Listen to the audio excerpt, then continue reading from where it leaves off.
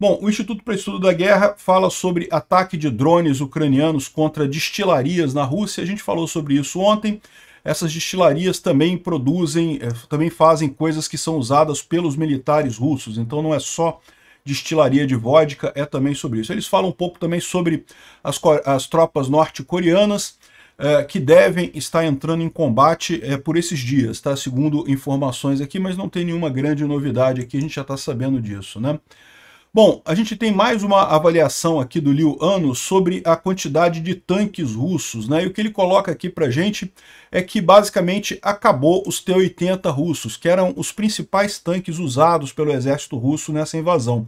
Os T-72, eles têm muita quantidade, mas são tanques muito antigos. Os T-90 são melhores, mas eles têm pouca quantidade deles e não conseguem produzir muito. Os T-80 é que são a espinha dorsal da força russa, né? O que ele chama aqui de workhorse, o cavalo de força das forças russas nessa guerra, porque eles são tanques simples de operar, os russos conseguem operar facilmente, fácil de fazer manutenção e coisa e tal. Só que, segundo eles estão dizendo aqui, já foram destruídos quase todos. Os russos têm menos de 90% desses tanques e eles não conseguem mais produzir esse tipo de tanque, né?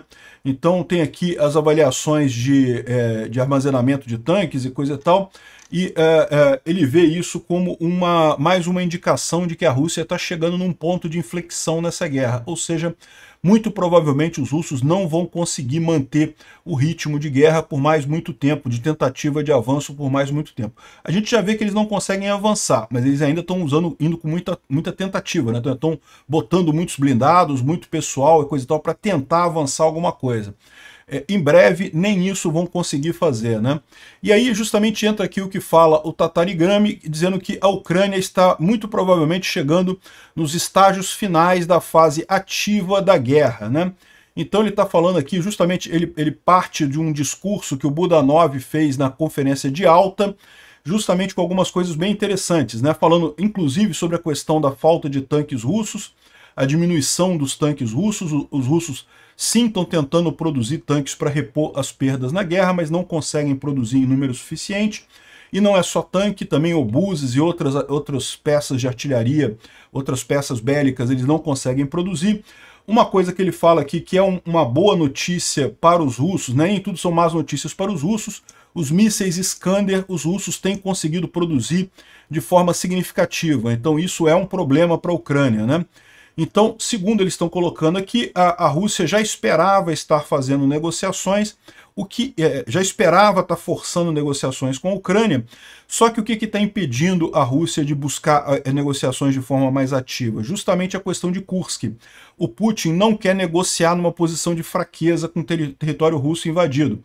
Olha a importância da Ucrânia ter invadido Kursk. No final das contas, o grande objetivo do Zelensky ao invadir Kursk foi justamente obrigar a Rússia a continuar lutando, né, até a última força. Por quê?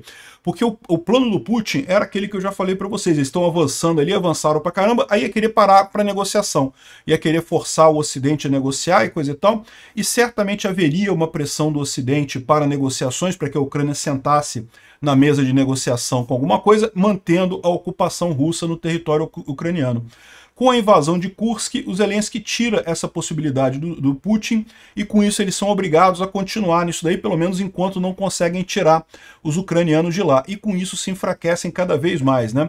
Então ele está prevendo aqui, segundo o Budanov, o colapso das forças russas no ano que vem, em 2025. Eu não descarto isso daí. Eu achei até que esse ano já seria alguma coisa assim, a economia russa já está muito ruim, mas esse ano realmente está chegando no fim. E aparentemente os caras ainda estão sobrevivendo. O Budanov sabe mais do que eu, não é novidade nenhuma, né? Então, essa é a previsão. Além disso, ele tem colocado também a capacidade, o aumento da capacidade ucraniana de causar danos nos russos, né? Isso daqui é um gráfico dos ataques ucranianos contra instalações russas ao longo dessa guerra. Então, se você reparar, no início aqui, né, teve ataques ucranianos também contra instalações russas aqui, teve um monte de ataques aqui. mas se você reparar que a partir de 2024 esses ataques ficaram muito mais comuns e muito mais intensos, né? Justamente por conta da melhoria da capacidade ucraniana com drones de longo alcance e coisa e tal. Então, ou seja, essa guerra está chegando num ponto de inflexão. A Rússia está cada vez mais fraca, a Ucrânia está se fortalecendo nisso daqui. Eles imaginam que em algum momento vai entrar na fase de negociação essa história, e a Ucrânia vai entrar nessa negociação num ponto melhor, para conseguir negociar essa guerra, né? Para conseguir os pontos que a Ucrânia não abre mão, que é justamente a fronteira de 91. Não tem como negociar esse aspecto, a Rússia tem que sair da Ucrânia, né?